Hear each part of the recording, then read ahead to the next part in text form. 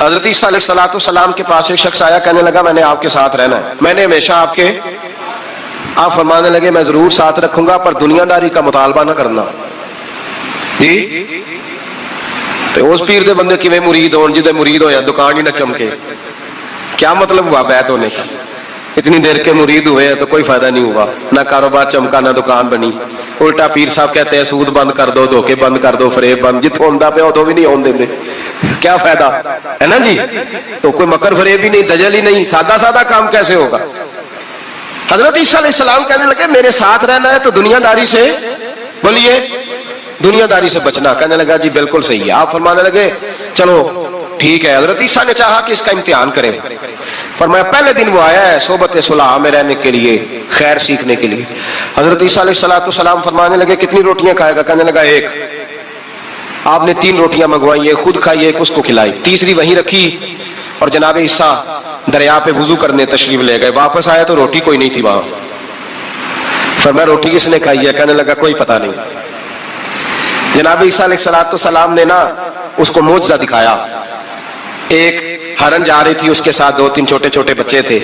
حضرت عیسیٰ علیہ السلام نے ہرن کا ایک بچہ پکڑا، اس کو ذبح کیا، ہرن بھی کھڑی ہو گئی، باقی بچے بھی کھڑے ہو گئے، ذبح کیا اور ذبح کر کے اس کا گوشت بھونا، اس کو بھی کھلایا، خود بھی اتنا کھایا کہ سیر ہو گئے، ڈکار آنے لگے۔ فرمایا کھایا نا تم نے؟ لگا حضور کھایا ہے۔ فرمایا پیٹ میں بھی ہے کا ہے؟ ہرن کے ایک بچے کی ہڈیاں پڑی ہوئی تھیں، جناب عیسیٰ نے ساری ہڈیاں اکٹھی کر کے فرمایا کم باذن اللہ، اللہ کے حکم سے کھڑا ہو جا۔ وہ ہرن کا بچہ پھر زندہ ہو گیا۔ آپ فرمانے لگے ہرن کے بچے کا گوشت تیرے پیٹ میں بھی ہے، میرے پیٹ میں بچہ وہ جا رہا ہے، اب تو بتا دے روٹی کس نے کھائی ہے، اب تو بتا دے۔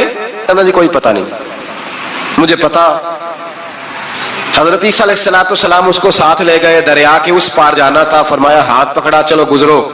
دریا میں پیر رکھا، اس کا بھی اپنا بھی، کہنے لگا جی ڈوب جاؤں گا۔ فرمایا تو میرے ساتھ ہے، تجھے معجزہ دکھانا ہے، اللہ کی قدرت دکھانی ہے۔ پیر رکھا دریا میں، پیدل چلتے ہوئے دوسرے کنارے چلے گئے، کوئی ڈوبا نہیں، پیر بھیگا نہیں۔ فرمایا اتنی بڑی تو نے معجزہ دیکھا، اب تو بتا دے روٹی کس نے کھائی ہے؟ کہنے لگا جی پتا مجھے خبر، اللہ کے سامنے سارا ہی پتا ہوتا ہے، پتا نہیں مجھے، بولے بن جاتے ہیں نا منٹ میں۔ حضرت عیسیٰ کہنے لگے میں اللہ کا پیغمبر ہوں، مجھے منوانا آتا ہے۔ دریا کے اس پار گئے تو ریت تھی، صحرا کا علاقہ تھا، جناب عیسیٰ نے ریت کٹھی کی، چھوٹی چھوٹی ڈھیریاں لگائیں، 3 ڈھیر ریت کے لگ گئے، 3 ڈھیر۔ جب 3 ڈھیر لگ گئے تو جناب عیسیٰ علیہ السلام نے پھونک ماری، وہ ساری کی ساری ریت سونا بن گئی۔ حضرت عیسیٰ علیہ السلام کہنے لگے یہ 3 حصے ہیں سونے کے، ایک حصہ میرا ہے، ایک تیرا ہے، اور تیسرا اس کا جس نے تیسری روٹی کھائی ہے۔ کہنے لگا جی میں نہیں کھائی ہے۔ تیسرا حصہ اس کا جس نے تیسری روٹی کھائی۔ کہنے لگا جی روٹی، فوراً مان گیا، بے قدرہ کچھ قدر نہ جاتی، کیتی خوب تسلی ہو، اے دنیا دار پجاری زردے کتیاں دے گل ٹلی ہو، میں نہیں کھائی ہے۔ وہ میاں صاحب کمال کر گئے، اور ایک شخص لے گیا میاں محمد بخش علیہ رحمہ کو تانگے پہ بٹھا کے، کہنے لگا یہ پیری بھی میری، وہ بھی میری، وہ باغ بھی میرا، یہ میرے چاچے کی، وہ میرے تائے کی، یہ میرے دادے کی، بڑے مالدار ہیں۔ آپ فرمانے لگے چل چھوڑ کوئی اور بات بھی کر۔ نہیں جی نہیں، وہ فلانی شے بھی میری۔ آپ فرمانے لگے یہ بتا تجھ سے پہلے کس کی تھی؟ کہنے لگا فلانے سے خریدی ہے۔ فرمایا اس سے پہلے کس کی تھی؟ چپ کر گیا۔ آپ فرمانے لگے دانش منداں دا کم نہ ہی دل دنیا نہ لانا، اس بوٹی کئی خامر کیتے، جو کیتا سو کھانا، چھوڑ اس کی بات نہ سنا، اس کا تو کبھی کوئی مالک ہوتا ہے کبھی کوئی ہوتا ہے۔ کہنے لگا جی میں نہیں کھائی ہے روٹی۔ تو حضرت عیسیٰ کہنے لگے تو نے ظلم کیا، نبی کی صحبت پر تو نے ایک روٹی کو فوقیت دی، ایک روٹی، اور مجھے دھوکہ دیا اللہ کے پیغمبر کو۔ فرمایا جا میں نے مال کا کیا کرنا ہے، سارا ہی سونا تیرا ہے، 3 ڈھیریاں تو ہی رکھ لے۔ حضرت عیسیٰ کہہ کے گزرے تو پیچھے سے ڈاکو آ گئے، تلواریں ہاتھ میں، 2 ڈاکو، سونا پڑا ہوا دیکھا، کہنے لگے تیرا ہے؟ کہ میرا ہے۔ کہ اٹھ دوڑ جا تجھے قتل کر دیں گے۔ منت کرنے لگا، کہنے لگا یار اس طرح کرو نا، بانٹ کے کھاتے ہیں، بانٹ کے کھا لیتے ہیں۔ بات طے ہو گئی، ایک ایک ڈھیری کے مالک ہو گئے۔ اب وہ بات چیت ہونے لگی، نام پتہ واقفیت ہو گئی، تعارف ہو گیا۔ اب وہ جو 2 ڈاکو تھے ان کو وہ شخص کہنے لگا بھوک لگی ہے یار کو روٹی کھاؤ، کچھ پیسے دے کے ایک کو بھیجا۔ وہ جو 2 ڈاکو تھے ان میں سے جو کمزور تھا اس کو بھیجا کہ جاؤ کھانا لے کے آؤ۔ وہ کھانا لینے گیا تو پیچھے سے کہنے لگا تیرا رشتہ دار ہے؟ کہا نہیں، کوئی تعلق؟ کہنے لگا کوئی نہیں۔ آدھا حصہ کیوں دیتے ہو؟ کہنے لگے کمزور سا بندہ ہے، روٹی شوٹی لا دیتا ہے، میرے کام شام کرتا ہے، تو میں اس کو آدھا۔ اس نے کہا دفع کرو، چھوٹے چھوٹے کام کرتا ہے تم آدھا حصہ دیتے ہو؟ آتا ہے تو پکڑ کے قتل کر دیتے ہیں, سونا آدھا آدھا بانٹیں گے. ٹھیک ہو گیا جی. وہ جو روٹی لینے گیا تھا وہ بھی کہنے لگا مجھے تو نوکر سمجھا ہوا ہے نا, کھانے میں لاؤں, پانی میں لاؤں, بستر میں بچھاؤں. آج اتنا سونا ہاتھ آیا, بڑا ڈاکہ لگا, ان کو قتل کرتا ہوں نا دونوں کو, تو سونا میں قبضے میں کرتا ہوں. اس نے بھی دھوکہ دینے کا ارادہ کیا, کھانے میں زہر ملایا. امام راضی فرماتے ہیں وہ زہر ملا کھانا لے کے پہنچا, روٹی رکھی تھی, ان دونوں نے یک بارگی حملہ کیا, اسے قتل کر دیا. قتل کر کے لاش دریا میں پھینکی, مست ہو کے کھانے لگے.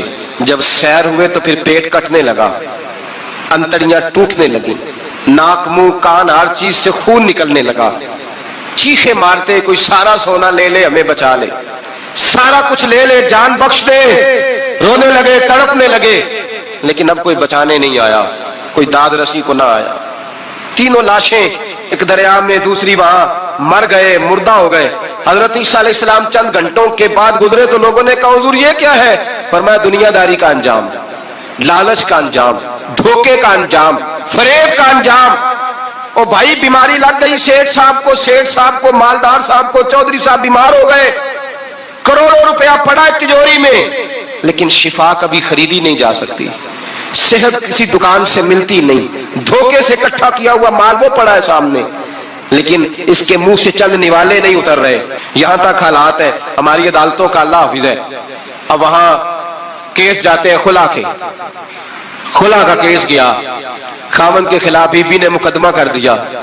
اب عورتیں اللہ ماشاءاللہ دھوکہ دیتی ہیں, ایڈریس غلط بتاتی ہیں. خاوند کو نوٹس گیا, اب اس کو ملے گا تو وہ عدالت میں آئے گا نا. میں آپ کو جینون کیس ایسے دکھا سکتا ہوں, میرے پاس لوگ مسئلہ پوچھنے آتے ہیں. غلط ایڈریس دیا, 3 پیشیوں پہ خاوند نہیں گیا تو عدالت نے طلاق کی ڈگری جاری کر دی. کسی فقہ کے کسی مفتی کے نزدیک طلاق نہیں ہوتی, لیکن عورتیں دوسرا نکاح کر کے پھر رہی ہیں. کسی سنے غور کرے, اس میں اختلاف بھی نہیں ہے, مسالک کا نکاح نہیں, لیکن طلاق. اب ہم نے دھوکہ دیا, بھائی دیکھیں میرے پاس طلاق ہے یونین کونسل کی, یہ میرے پاس طلاق ہے عدالت کی, یہ میرے کیا کر. طلاق نکاح یونین کونسل کے ساتھ ہوتا ہے کہ خاوند کے ساتھ؟ اور بولے تو صحیح یار, کس کے ساتھ ہوتا ہے؟ تو طلاق یونین کونسل دے گی, خاوند دے گا؟ عجیب تماشا ہے. عدالت کے ساتھ نکاح ہوا کہ خاوند کے ساتھ؟ عجیب بات ہے بھائی. کسی جاؤ چوتھے آدمی سے کو طلاق دے دے, کیسے طلاق ہو؟ موٹی سی بات ہے. اور لوگ آ کے گھر بسانا ہوتا ہے نا, اور اللہ معاف کرے اس دھوکے میں کئی دفعہ سرپرست بھی شامل ہوتے ہیں اور دلیلیں دیتے ہیں, کہتے جی نہیں پھر دالتے غلط ہے, پاکستان کا قانون. میں نے کہا مجھے کیا بتاتے ہو, پاکستان کے قانون عدالت کی میں بات ہی نہیں کرتا, میں تو رسول اللہ کی بات کرتا ہوں, تو نبی پاک کی بات کر رہا ہوں. جب مصطفیٰ کریم کا قانون آ گیا تو بات ختم ہو گئی, وہ کوئی سا بھی قانون ہو. دھوکہ اتنا عام ہے, فریب اتنا عام ہے, جھوٹ اتنا عام ہے, دجل اتنا عام ہے. لوگ ہر بات میں دھوکہ, دینداری میں دھوکہ, نکاح اور طلاق میں دھوکہ, ہر جگہ لوگ دھوکے کے ساتھ جینا چاہتے ہیں. فریب اور فراڈ کا لائسنس. اگر آپ ناراض نہ ہو جائے, جس وکیل نے کیس پکڑا ہوتا ہے اسے پتا ہوتا ہے کہ جو آدمی میرے پاس لے کے آیا جھوٹا ہے کہ سچا ہے, پتا ہوتا ہے کہ نہیں؟ چلو ہونے کا مطلب یہ نہیں کہ تسی وکیلاں دے دوالے ہو جائے, لیکن یہ بتائیں اسے خبر ہوتی ہے کہ نہیں؟ نہیں تو کوئی نہیں پتا اس گل کا. پتا ہوتا ہے نا, تو پھر کیوں اس کا کیس لے کے عدالت میں جاتا ہے؟ پتا ہے نا سارا. جو گاہک ساتھ گئے ہوئے, اور ہمارے معاشرے میں تو مرد ہونے کی علامت ہے, مرد ہونے کی, چودھری ہونے کی علامت ہے کہ یار اگر کوئی غلطی کر کے آیا تو اس کی سپورٹ کرنی ہے. یہ مرد ہونے کی علامت ہے, یہ مرد ہونے کی علامت ہے. مرد وہ ہوتے ہیں جو سپورٹ کرتے ہیں دوستوں کے گناہوں میں, وہ مرد ہوتے ہیں. شرم آنی چاہیے, نظر جھک جانی چاہیے یہ بات کرتے ہوئے. میں یاروں کا یار ہوں, یار اگر گناہ میں الجھ جائیں گے تو میں سپورٹ کروں گا. چھ مان عدالت. میرے نبی پاک صلی اللہ علیہ وسلم نے فرمایا اپنے بھائی کی مدد کر, چاہے وہ ظالم ہو یا مظلوم ہو. تو صحابہ نے کہا حضور ظالم کی مدد کیسے کریں؟ فرمایا اسے ظلم سے روک دو, یہ تمہاری مدد ہوگی اس کے حق میں. اسے منع کرو ظلم سے. کیا تو یہ مرد ہونے کی علامت ہے کہ میرا بھائی آ گیا تو جیسے کہے گا میں نے ویسے کرنا ہے؟ اس کا ہاتھ پکڑ, اسے منع کر, یہ تیری مردانگی کی علامت. میرے نبی پاک علیہ الصلوۃ والسلام نے فرمایا میرا مومن کبھی کسی کو دھوکا, اس کے مزاج میں دھوکا نہیں ہوتا, فریب نہیں ہوتا, فریب نہیں. ہمارے یہاں ایک اور بات بھی اب بڑی عام ہے, اتنے لمبے آرٹیکل چھپے ہیں, کبھی کتابیں کھول کے پڑھو کہ ہم اسلام کی رسوائی کا کتنا سبب بن رہے ہیں. یورپ میں نوجوان گئے اور ان عورتوں سے نکاح کیے صرف نیشنلٹی لینے کے لیے. کیا نیشنلٹی لینے کے لیے غیروں سے دھوکہ کرنا جائز ہے؟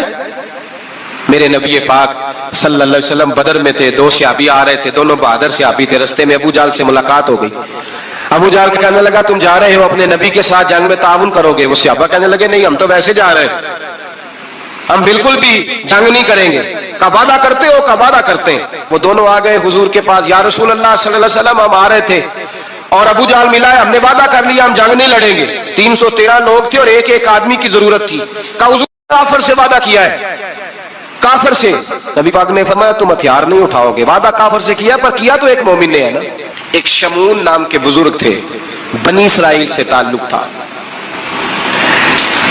بڑی عبادت کرتے تھے، 1000 سال عبادت فرمائی، ساری رات نفل پڑھتے، سارا دن روزہ رکھتے اور پھر روزہ رکھ کے تو کافروں سے جہاد کرتے، ساری زندگی جہاد میں گزاری، جس جنگ میں گئے اللہ نے فتح عطا فرمائی۔ یہ ذرا سوچئے کہ جس کا تذکرہ میرے نبی پاک فرما رہے ہیں وہ کتنا بڑا آدمی ہوگا۔ ولی اگرچہ بنی اسرائیل کے تھے لیکن اتنا زبردست ان کا جہاد کرنے کا طریقہ تھا، بڑا جہاد کیا، بڑی انہوں نے، کافر بڑے پریشان تھے کہ بندہ قابو نہیں آتا، بڑی دور تک بات گئی، بڑی جدوجہد کی، لیکن حضرت شمون علیہ رحمہ بنی اسرائیل کے ولی تھے، قابو نہ آئے، آخر ان کی بیوی کو خریدا۔ اور یہ ایک دو مثالیں بیویوں کی آ گئی ہیں، خامد بھی بکتے ہیں، یاد رکھنا، بھائی بھی بکتے ہیں، اللہ ماشاءاللہ جب کوئی بکنے پہ آتا ہے تو پھر وہ اپنے معیار کو قائم نہیں رکھتا، پھر لوگ گر جاتے ہیں معیار سے۔ بیوی کو خریدا، کہنے لگے تو نے اس کے ساتھ رہ کے کیا وقت گزارا ہے؟ کہنے لگی کوئی سکھ نہیں پایا، ایک وقت روٹی ایک وقت کی بھوک، درویشی کا درس دیتا ہے، کچھ بھی نہیں ملا۔ حضرت شمون علیہ رحمہ کی بیوی جب خریدی گئی، کہنے لگے جب یہ چونکہ یہ کم سوتے ہیں اور جتنی دیر سوتے ہیں گہری نیند سوتے ہیں، جب گہری نیند سو جائے تو رسیوں کے ساتھ جکڑ دینا۔ امام غزالی علیہ رحمہ نے اس کو لکھا ہے، رسیوں کے ساتھ جکڑ دیا بیوی نے۔ حضرت شمون اٹھے نہ تو اپنے آپ کو رسیوں سے بندھا ہوا دیکھا، اللہ اکبر کہا، جب اللہ اکبر کہا تو ساری رسیاں ٹوٹ گئیں۔ بیوی سے کہنے لگے تو نے کیوں باندھا؟ اس نے پھر دھوکہ دیا، کہنے لگی ہر جنگ میں لوگ آ کے بتاتے تھے تیرا خاوند بڑا دلیر ہے، میں نے کہا میں بھی دیکھوں کتنا دلیر ہے۔ سارے ایک نیا رنگ، ایک نیا روپ، ایک نیا طریقہ، تو میں نے تو آزمایا ہے، اور یہ تو چھوٹی چھوٹی رسیاں تھیں۔ آپ فرمانے لگے چلو ٹھیک ہے، اگر تو نے آزمایا ہے تو پھر دیکھ بھی لیا ہے۔ کچھ دنوں کے بعد اس نے زنجیروں سے باندھ دیا، لوہے کی زنجیروں سے، اٹھے تو بندھا ہوا پایا، اللہ اکبر کہا تو زنجیریں بھی ٹوٹ گئیں۔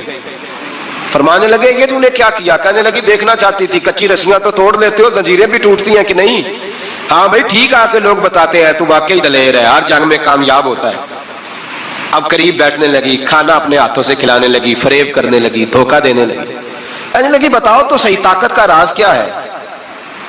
مومن نرم دل ہوتا ہے، ایک دفعہ کوئی مسکرا کے پاس آتا ہے تو سمجھتا ہے کہ شاید یہ میرا خیر خواہ ہے، اس لیے مومن دھوکے کھاتے ہیں، دھوکے دیتے نہیں۔ جب اس نے محبت کے لب و لہجے میں بات کی تو جناب شمون کہنے لگے اور تو میں کسی چیز سے قابو نہیں آ سکتا، بال ان کے لمبے لمبے تھے، بیٹھتے تھے تو نیچے بال آتے تھے، ہماری شریعت میں جائز نہیں۔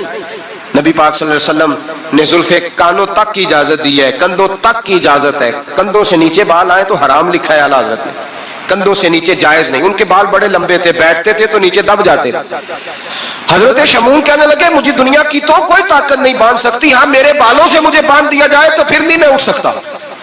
بس اس کے ہاتھ بات آ گئی، اس نے کھانا بھی کھلایا، اس نے بستر بھی بچھا کے دیا، پیر بھی دبایا، جب سو گئے تو اس نے ان کے بالوں سے انہیں باندھ دیا اور کافروں کو جا کے بتایا کہ آج نہیں کھل سکے گا۔ جب اٹھے تو بندھا ہوا دیکھا، بیوی کی طرف دیکھا، تجھے خیال نہیں آیا کھول دے؟ کہنے لگی ساری زندگی غربت دی تو نے، یہ دیکھ مجھے ہیرے ملے ہیں، کنگن ملے ہیں، یہ دیکھ میرے کانوں میں ہیرا سونا چاندی ہر چیز، چل جا، تیرا کیا کرنا ہے؟ ساری رات عبادتیں، سارا دن تو ذکر فکر اور جہاد میں گزار دیتا۔ دھوکہ دیا۔ ان کافروں نے آ کے ستون کے ساتھ چارپائی اٹھائی اور ستون کے ساتھ کھڑی کی، پھر رسیوں اور زنجیروں سے باندھا۔ اللہ کے ولی کا سب سے پہلے ناک کاٹا، پھر تلوار کے ساتھ کان کاٹے، پھر آنکھیں نکالی۔ جب زبان کاٹنے لگے تو انہوں نے اللہ کو آواز دی، کہا میرے مولا میں کوئی لاوارث ہوں کہ کوئی مجھے دھوکہ دے اور اس انداز میں قتل کر دے؟ مولا میں دھوکے کھاتا رہا، میں کوئی لاوارث تو نہیں؟ جب یہ دعا فرمائی تو پھر بجلی چمکی، پھر اللہ کا قہر برسا۔ امام غزالی فرماتے ہیں وہ کافر جو آئے تھے وہ جلے، اس طرح جلے کہ ان کی ہوا بھی اڑ گئی۔ اب وہ بی بی دوڑی آئی اور پیروں میں بیٹھی، کہنے لگی بخش دو۔ آپ فرمانے لگے ساری زندگی میں تیرے دھوکے کھاتا رہا، اب اللہ کی لاٹھی چلنے لگی ہے، اس کی آواز نہیں ہوتی، اب تو خدا کے حوالے ہے. پیروں سے آگ چلی. کہنے لگے وہ دیکھنا سونے سے کہہ تجھے بچائے, وہ جو تیرے ہاتھوں میں ہیرے کے کنگن ہیں انہیں کہہ تیری حفاظت کرے, اب وہ جو تیرے کانوں کے اندر سونے چاندی کی بالیاں اور کانٹے ہیں اور جھومر ہیں ان کو کہہ تجھے نجات دلائے. جلتی رہی, تڑپتی رہی, چیختی چلاتی رہی, اور اس طرح چیخی کہ وہ خاک بنی, ہوا میں اڑی. اللہ نے اپنے ولی کی آنکھیں بھی دوبارہ عطا فرما دی, کان بھی دوبارہ عطا فرما دیے. اللہ تبارک و تعالیٰ نے پہلے سے زیادہ طاقت دی. وہ جب باہر نکلے تو اعلان کر رہے تھے, لوگوں دیکھو دھوکہ والے جل گئے, تباہ ہو گئے, نام و نشان مٹ گیا, اور مجھے دھوکہ دیا گیا تھا تو اللہ نے مجھے پہلے سے زیادہ طاقتیں عطا فرما دی. حضرت مریم رضی اللہ تعالی عنہا پاک باز تھی, مسجد میں رہی تھی, پر مالک کی حکمت کے تقاضے بڑے عجیب ہے نا. پھر جناب مریم کو اللہ تعالیٰ نے بغیر شوہر کی اولاد عطا کر دی. یہ بات ہی ایسی تھی.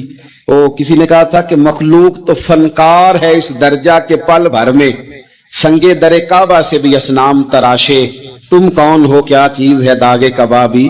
لوگوں نے تو مریم پہ بھی الزام تراشے. تو لوگوں نے کہا کدھر سے لے آئی بچہ, تیرا باپ تو ایسا نہیں تھا, کہاں سے لے آئی.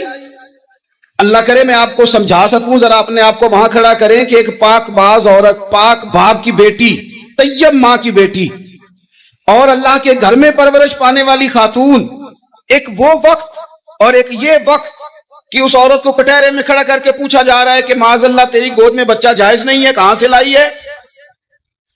اب خود سے صفائیاں بندہ کتنی کو دے, کتنی کو وضاحتیں کرے. اور میں نے تو اپنی زندگی میں دیکھا ہے زیادہ وضاحت دینے والے کو بھی لوگ جھوٹا سمجھنے لگ جاتے ہیں. زیادہ وضاحت دینے پر بھی لوگ کمزوری کا اظہار سمجھتے ہیں کہ کمزور پڑ گیا. آپ صلح کی کوشش کرتے ہیں, سامنے والا بزدل سمجھ لیتا ہے. زیادہ وضاحتیں بھی کمزور کر دیتی ہیں. اب حضرت مریم کو کٹہرے میں کھڑا کر کے کہا بچہ کس کا ہے, تو پھر خدا بندوبست جب کرے, اللہ جب مددگار ہو, تو پھر حضرت مریم کی گواہی درختوں سے نہیں دلوائی, اس نے پتوں سے نہیں دلوائی, پھر فرشتے نہیں بھیجے. حضرت مریم کہنے لگی مجھ سے نہ پوچھو, وہ جو پنگوڑے میں ہے اسی سے پوچھ لو, ان سے پوچھو نا, وہ کون ہے پوچھ لو, ان سے کر لو سوال. انہوں نے کہا پنگوڑے میں چند دنوں کا بچہ, یہ جواب دے گا. مددگار تھا رب, ان کی برات کا اعلان کرنا تھا مالک نے. اور جب مالک اعلان کر دے, جب مالک تیری صفائی دینا چاہے, جب مالک تجھے دنیا کے سامنے نکھارنا چاہے, تو پنگوڑے میں لیٹے حضرت عیسیٰ بول کے کہنے لگے انی عبداللہ آتانی الکتاب. فرمایا میں اللہ کا بندہ ہوں, رب نے مجھے کتاب عطا کر کے نبی بنا کے دنیا میں بھیجا ہے. میں اللہ کا بندہ ہوں, کتاب لے کے آیا ہوں, نبی بن کے آیا ہوں. دل پنگوڑے سے اعلان ہو گیا, پھر بچہ بول پڑا. اور یہ ایک دفعہ نہیں بات ہوئی, یہ بنی اسرائیل میں ایک جریج نام کے شخص بھی تھے جو نماز پڑھ رہے تھے. بعض نے لکھا ہے نفل نماز تھی. اماں نے پکارا تو آئے نہیں, تو ماں کے منہ سے نکل گیا تو اتنی دیر تک مرے گا نہیں جب تک کسی بے حیا عورت کا منہ نہ دیکھ لے. تو وہ عبادت گزار تھے, لیکن لوگوں نے ان کی عبادت, ریاضت, پرہیزگاری کو نہیں دیکھا. بس ایک عورت کو بھیج کے الزام لگوا دیا. وہ عورت آیا جایا کرتی تھی, اب آ جاتی ہیں عورتیں مسئلہ پوچھنے کی نیت سے بھی آ جاتی ہیں. ماحول میں کچھ جگہ ایسی بھی ہیں جہاں عورتیں دم کرانے کے بہانے آ جاتی ہیں.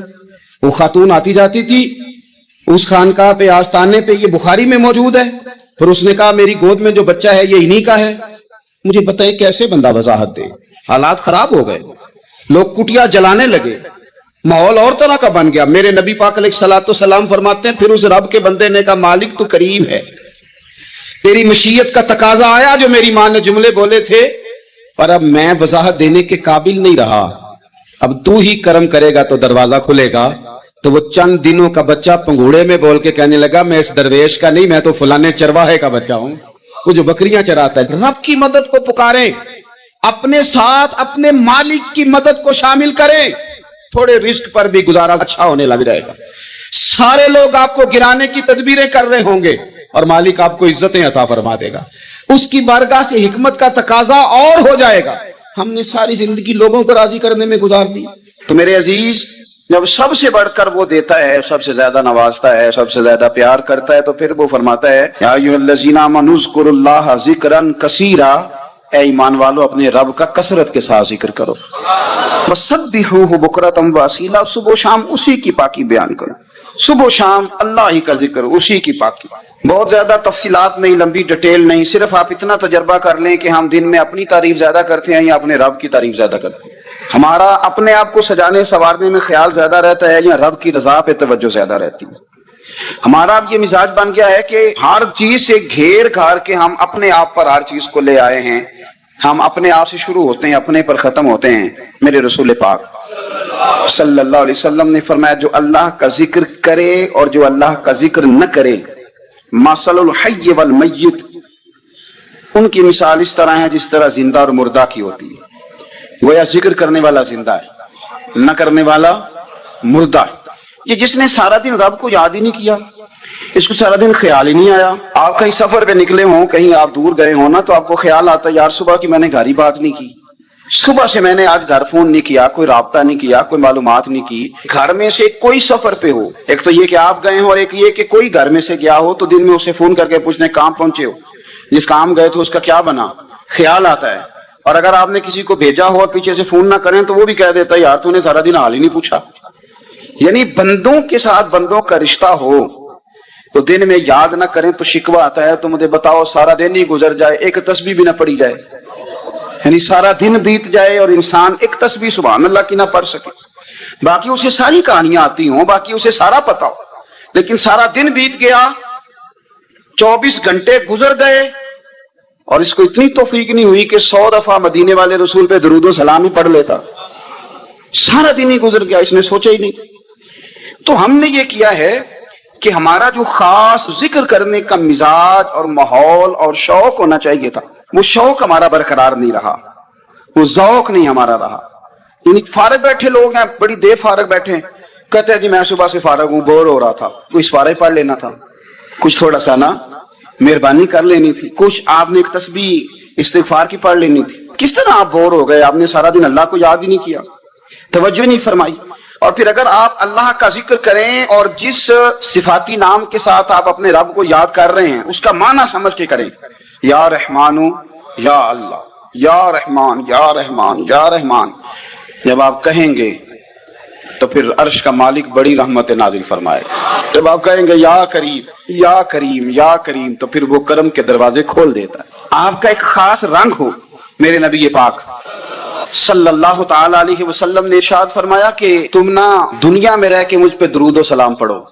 फरमाया कयामत में जब तुम्हारा दुश्वार गुजार घाटियों से गुजर होगा ना, यहां तुम बैठोगे शौक के साथ दुरूद पढ़ोगे, लेकिन फरमाया कयामत वाले दिन जब तुम्हें दुश्वार गुजार और सख्त रास्तों से गुजरना पड़ेगा ना, तो दुनिया में सुख के साथ पड़ा हुआ दुरूद व सलाम वहां तुम्हारे लिए नूर बन जाएगा और तुम्हें रास्ता दिखाएगा। तुम्हारा दुरूद व सलाम तुम्हें ज़ौक दिलाएगा। और मैंने ऐसे लोग भी देखे, दीन के लिए वक्त गुजारा, लेकिन जब बुढ़ापे में दांत काम ना करते थे तो वक्त के मुफ्तियों को भी मस्जिदों की कमेटियों ने कह दिया अब आपकी समझ नहीं आती, हमने खतीब को यौर रखना है, न देखो दुनिया की तरफ, दुनिया रुला देती है, न राजी करो बंदों को, बंदे थका देते हैं, न पीछे भागो हर वक्त दुनियादारों के, ये इंसान को कमजोर कर देते हैं।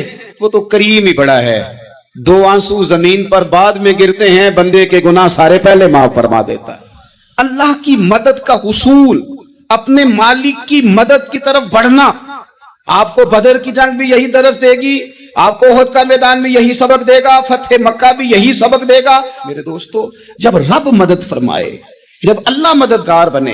दोस्तों से एक बात अक्सर करता हूं, मैं कहता हूं कि जितने दर्द से आप अमीर को अपनी कहानी सुनाते हैं ना, और जिस तरह आपके आंसू बात करने से पहले गिर जाते हैं कि गरीब हैं, बच्चियां हैं, कारोबार नहीं, ओ मेरे संगियों, इससे आधे आंसू अपने रब की बारगाह में बखेरो, उसके हुजूर अर्ज गुजार हो जाओ, उससे तलब करो। एक वक्त इंसान पर जिंदगी में ऐसा आता है कि उसे यूं महसूस होता है कि मेरा साया भी तरह सा पीछे हट गया है, उसे यूं लगता है कि मैं किसी सहारे पे हाथ डालता हूं तो वो भाग जाता है मुझसे। लेकिन मालिक की बारगाह ऐसी अजीम बारगाह है, रब रसूल के आस्ताने इतने बड़े हैं कि आप जब वहां कशकोले तलब दराज करते हैं तो झोली फैलाने में देर लगती है, उनको भरने में तो कोई देर नहीं लगती। हमने अपना सोच का किबला ही दुनिया को बना लिया। یہ جو اللہ والوں کی مدد ہے یہ تو ہے اللہ ہی کی مدد ہے، لیکن یہ جو سیٹھوں کی طرف توجہ کرنا، نوابوں کی طرف توجہ کرنا، دنیا داروں کی طرف توجہ کرنا اور اپنا مزاج اس طرح کا بنا لینا، یارو گردن کو جھکا دیتا ہے خیرات کا پتھر، جہاں میں مانگنے والوں کے سر کبھی اونچے نہیں ہوتے۔ اور اقبال کہتے ہیں غیرت ہے بڑی چیز جہاں نے تگ و دو میں، پہناتی ہے یہ فقر کو تاج سردارا۔ میں عرض کروں گا کہ اپنی آپ جب توجہ کا قبلہ اللہ رسول کو بنائیں گے تو رب فرماتے وَيَرْزُقْهُ مِنْ حَيْثُ لَا يَحْتَسِبُ، میں نہ تجھے وہاں سے رزق دوں گا جہاں سے کبھی تیرا گمان بھی نہیں گیا ہوگا، یہاں سے بھی مل سکتا ہے، تو نے سوچا بھی نہیں ہوگا۔ بخاری شریف میں حدیث ہے، حضرت جابر ابن عبداللہ فرماتے ہیں نبی پاک صلی اللہ علیہ وسلم نے نا 300 لوگوں کا ایک لشکر روانہ کیا کسی مہم کے لیے، کسی جہاد کے لیے۔ حضرت ابو عبیدہ بن جراح رضی اللہ تعالیٰ عنہ امیر لشکر تھے۔ فرماتے غربت اتنی زیادہ تھی، بھوک اتنی زیادہ تھی کہ ایک ایک کھجور دن میں ایک وقت کھانے کو ملتی تھی، اور کچھ دن ایسے آئے کہ اب کھجور بھی نہیں مل رہی۔ فرماتے اتنی زیادہ بھوک لگی مجاہدین کو 300 بندہ پتے کھا کے گزارا ہونے لگے، یہ بخاری میں موجود ہے۔ آپ فرماتے کہ دریا کے کنارے ہمارا پڑاؤ تھا، ٹھہراؤ تھا، جب بھوک سے نڈھال ہو گئے نا وَيَرْزُقْهُ مِنْ حَيْثُ لَا يَحْتَسِبُ، اللہ وہاں سے روزی دیتا ہے، گمان بھی نہیں ہوتا۔ فرماتے ہیں ایک مچھلی اللہ تعالیٰ نے دریا کے کنارے بھیجی، فرماتے ہیں وہ تھی تو مچھلی پر پہاڑ جتنی تھی۔ بخاری میں لفظ ہیں، حضرت جابر ابن عبداللہ رضی اللہ تعالیٰ عنہ فرماتے ہیں 300 آدمی 18 دن تک اس مچھلی کو کھاتے رہے، مچھلی ختم ہی نہیں ہوئی۔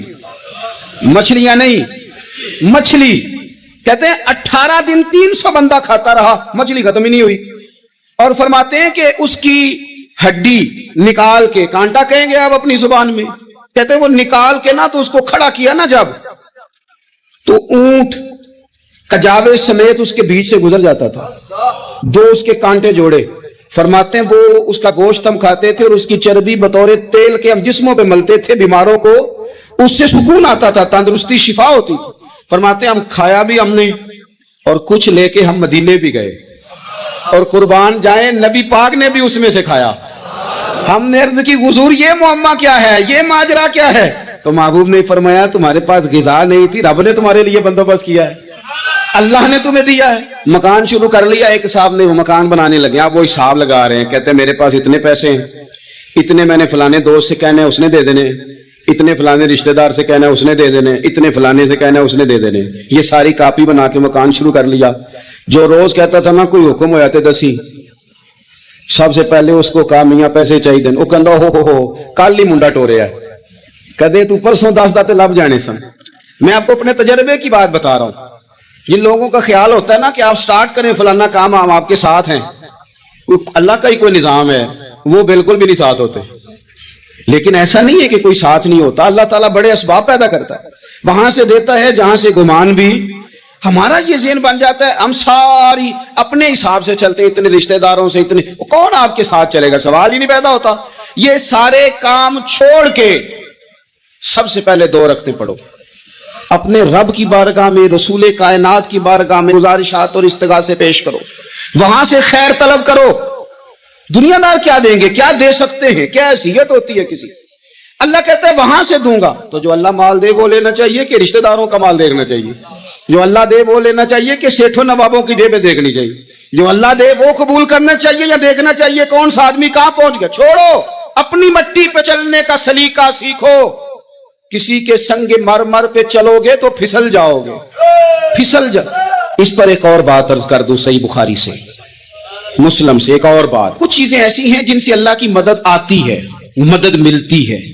ایک چیز ان میں سے ایسی ہے جس سے بہت مدد نازل ہوتی ہے، وہ ہے کہ جب رب آپ کو دے نا تو پھر آپ بھی اس کے رستے میں دیں، پھر مدد آتی ہے، پھر اور آتا ہے۔ بخاری مسلم میں حدیث ہے، یہ زیادہ ہی توجہ طلب عمر ہے، اس پر آپ غور کریں گے۔ حضرت ابو ہریرہ فرماتے ہیں کہ نبی پاک علیہ السلام نے فرمایا ایک شخص نے بادلوں کے اندر سے آواز سنی کہ فلاں آدمی کا کھیت اور باغ خشک ہو گیا ہے، وہاں برسو اور اس کے کھیت کو سیراب کرو۔ وہ بڑا حیران ہوا کہ بادل سے آواز آ رہی۔ پھر اس نے دیکھا کہ ایک پہاڑی پر بارش ہوئی، وہ بادل وہاں برسا، پھر نالیوں سے ہوتا ہوا پانی ایک طرف چلا، تو جس نے آواز سنی تھی حضور بیان کر رہے ہیں، وہ بھی پیچھے پیچھے چلا کہ پانی کدھر جا رہا ہے۔ اس نے جا کے دیکھا کہ ایک مقام پہ ایک باغ کو وہ پانی لگ رہا ہے اور ایک آدمی وہ پانی لگا رہا ہے. اس نے اس سے پوچھا تیرا نام کیا ہے؟ اس نے کہا کیوں؟ کہنے لگا بتا نا. اس نے نام بتایا تو کہنے لگا یہی تو وہ نام ہے جو میں نے بادلوں کے اندر سے سنا ہے کہ فلاں کے کھیت کو پانی دے دو. اس نے کہا یار تو کیا عمل کرتا ہے کہ اسپیشل تیرے لیے بارش برسے؟ یہ بخاری پڑھ رہا ہوں, سیاستہ سے حدیث عرض کر رہا ہوں. اس سے پوچھا تو کیا کام کرتا ہے کہ جناب اللہ تبارک و تعالیٰ کا حکم کرم آیا کہ خاص تیرے لیے پانی برسے اور تیرے کھیت کو سیراب کرے. تو اس نے کہا چھوٹا ذمہ دار ہوں, پر جب فصل اگتی ہے تو 3 حصے کرتا ہوں. ایک حصہ اپنے بال بچوں پہ, بہن بھائیوں پہ خرچ کرتا ہوں, ایک حصہ پورا, اور ایک حصہ دوبارہ کاشتکاری پہ لگاتا ہوں, اور تیسرا حصہ خالص میں نے مسکینوں, یتیموں اور غریبوں کے لیے رکھا ہوا ہے. وہ جو تیسرا حصہ, اللہ کرے آپ سمجھے, وہ رب کے بندوں پہ تیسرا حصہ خرچ کرتا ہے نا, تو کریم مالک نے فرمایا جہاں سے غریب کا حصہ جاتا ہے وہ کھیت خشک نہیں رہنا چاہیے. وہ جہاں سے مسکین روٹی کھاتے ہیں وہ خشک نہ رہے. جہاں سے یتیموں کو کچھ آتا ہے کہیں اس کی فصل رہ نہ جائے. میں اور آپ بھی اگر اپنے مال میں مسکینوں, یتیموں, غریبوں کے حصے رکھ لیں گے تو فصلیں خشک نہیں رہیں گی. ان کے اندر تازگی آئے گی, نور آئے گا, کرم آئے گا.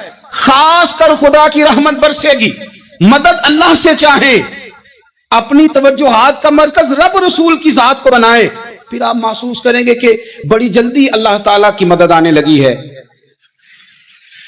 کبھی آپ صرف کہہ دیں نا میرا رب میرے ساتھ ہے, اس لفظ میں اتنی طاقت ہے کہ دشمن ویسے زہر ہو جاتا ہے. زندگی میں کسی سے بھی لڑائی ہو اچھی طرح سوچ لیں کہ اللہ اس طرف ہے یا اس طرف ہے. اگر آپ زیادتی پہ ہیں تو پھر رب مظلوم کی جانب ہے. اگر اللہ کی مدد آپ کے ساتھ ہے تو دنیا کی کوئی طاقت آپ کو گرا نہیں سکتی. اور اگر آپ مظلوم کے مقابلے میں ظالم بن کے آپ کھڑے ہو گئے ہیں اور آپ نے رویہ وہ اختیار کیا ہے کہ جس میں مدد نہیں آئے گی, تو پھر یاد رکھ لیں کہ آپ کوئی بھی ہیں, کہاں بھی ہیں, آپ کمزور ہیں. طاقتور تھے ابتدائے اسلام میں, ظاہری طاقت تھی کفار مکہ کے پاس, وہ ڈنڈوں سے مارتے تھے غریبوں کو, ان کے ہاتھوں میں ڈنڈے تھے, اور خدائی طاقت ان مظلوموں کے ساتھ تھی. صاحب زرقانی نے لکھا ہے حضرت زنیرہ رضی اللہ تعالیٰ عنہ ایک لونڈی ہے, غریب ہے, ماڑے دا کی کام محمد نس جانا یا رونا, غریب سادی بی بی اور لونڈی کنیزہ, ایک مشرک کی کنیزہ تھی, انہوں نے کلمہ پڑھ لیا. وہ ڈنڈوں سے مارتا, دروں سے مارتا, تکلیف دیتا. حضرت زنیرہ رضی اللہ تعالیٰ عنہ کو اتنا مارا, اتنا مارا. اب آپ ایک اور پہلو پر بھی غور کریں, مار بھی پڑ رہی ہے پر خدا ادھر ہی ہے, اللہ کی مدد ادھر ہی ہے. رب کہتا ہے کہ پہلے تو صبر کرنا, ان اللہ مع الصابرین, تو صبر کرے گا تو پھر رب کی معیت ملے گی. ذرا ٹھہرنا, تو تھوڑا ڈٹنا. ان الذین قالوا ربنا اللہ ثم استقاموا تتنزل علیہم الملائکہ, تو کہے اللہ میرا رب ہے, پھر تو پہلے ڈٹ, پہلے تو نے ڈٹنا ہے. ثم استقاموا, جو ڈٹ گیا, تتنزل علیہم الملائکہ, ڈٹنے والے کے لیے مدد آتی. پہلے تھوڑا ٹھہرنا پڑتا ہے, پہلے تھوڑا صبر کرنا پڑتا ہے, حوصلہ کرنا پڑتا, اس کے بعد مدد آتی. مار پڑ رہی ہے, مارا جا رہا ہے. حضرت زنیرہ کو ان کا مالک جو ہے ظاہری آقا وہ مار رہا ہے, یہ کنیزہ ہے, اتنا مارا, اتنا مارا, ان کی بینائی چلی گئی, نظر آنا بند ہو گیا. ابو جہل آیا اور کہنے لگا زنیرہ دیکھا نا ہمارے بت تیری آنکھیں لے گئے, معاذ اللہ, لات و منات ہمارے بتوں نے تجھے اندھا کر دیا. اب ایسا نہیں ہے کہ بی بی روتی جا رہی ہے, روتی جا رہی ہے, مایوسی مایوسی, معاذ اللہ, پریشانی, غریبی بڑی ہے, پوچھنے والا کوئی نہیں, یہ باتیں نہیں. کیا جملے ہیں خاتون کے, کیا لفظ ہیں. ابو جال نے تنزیہ کہا, معاذ اللہ, کہنے لگا دیکھا نا ہمارے بتوں نے تجھے اندھا کر دیا. تو جناب زنیرہ آنکھوں کی بنائی گئی ہے, رات کو گئی ہے, دکھ ابھی تازہ ہے, لیکن اللہ پہ جو توکل ہے, اپنے مالک سے جو رشتہ ہے وہ اتنا مضبوط ہے, اتنا طاقتور ہے, اس میں اتنی گہرائی ہے کہ حضرت زنیرہ بول کے نا اتنی قوت سے بولی, اتنی طاقت سے بولی کہ پورے کفر پر لرزہ طاری ہو گیا. فرمانے لگی تمہارے پتوں کی کیا اوقات ہے کہ وہ میری بینائی لے جائیں, یہ میری رب کی حکمت کا تقاضا ہے.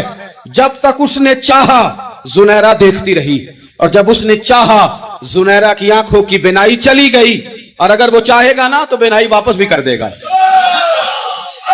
اگر ہو ذوق یقین پیدا تو کٹ جاتی ہیں زنجیریں، اگر وہ چاہے گا تو بنائی آ بھی جائے گی۔ حضرت زنیرہ نے رات کو یہ لفظ کہے، ابو جہل اور سارے کفار ڈر کے سن کے چلے گئے، آپ اطمینان سے آ کے بستر پہ سوئی، جب سویرے اٹھی تو اللہ نے آنکھوں کی روشنی واپس کر دی تھی۔ آنکھوں کی اب چھڑی پکڑی ہے، بازاروں میں گھومتی ہے، کہتے ہیں بلاؤ کدھر ہے تمہارے نات و منات، دیکھو میرے رب نے روشنی واپس کر دی۔ آ کر میں نے ساتھ ادھر آ ستمگر ہنر آزمائے، تو تیر آزما ہم جگر آزمائے۔ بیمار لوگوں یاد رکھو، کہہ دیا ڈاکٹر نے کہ تو بڑا بیمار ہے، تو بڑا کمزور ہے، یہ ہو گیا وہ ہو گیا، تو ڈاکٹر اپنے علم کے مطابق بات کر رہا ہے، ہوگا تو وہ جو میرا رب چاہے گا۔ کمزور ہو جانا، پریشان ہو جانا، تکلیف میں آ جانا، پتہ نہیں بات ہو گئی ہے تو جانے کیا ہو جائے گا۔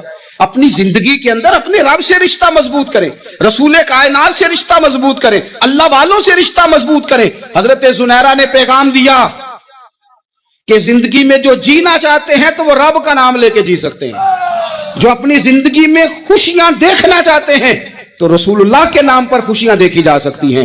توکل کی بنیاد پر بندہ خوشیاں لے سکتا ہے، اور اگر انسان میں توکل نہیں ہے تو پھر وہ اس کالے جادو سے بھی ڈر رہا ہے، وہ نیلے سے بھی ڈر رہا ہے، وہ پیلے سے بھی ڈر رہا ہے، وہ فلانے سے بھی ڈر رہا ہے، وہ میرے خلاف فلانا رشتہ دار سازش کر رہا ہے تو ڈر رہا ہے، فلانا میرے بارے میں یہ کر رہا ہے تو ڈر رہا ہے، وہ پتہ نہیں دنیا ادھر ہو جائے گی تو کیا ہو جائے گا، اٹھ باندھ کمر کیوں ڈرتا ہے، پھر دیکھ خدا کیا کرتا ہے۔ تو اس ساری گفتگو کا نچوڑ آپ کو یہ عرض کیا ہے، سب سے پہلے تو یہ کہ میدانوں میں مدد بھی اللہ کی، رزق میں مدد بھی اللہ کی، فصلیں خشک ہوں تو مدد پھر بھی اللہ کرے تو پھر ساری مدد، اور اگر انسان بیمار ہو تو پھر بھی مدد اللہ کی۔ تو اپنے اللہ کی جانب توجہ کو بڑھائیں، آپ اللہ سے مدد کے سوالی بنے۔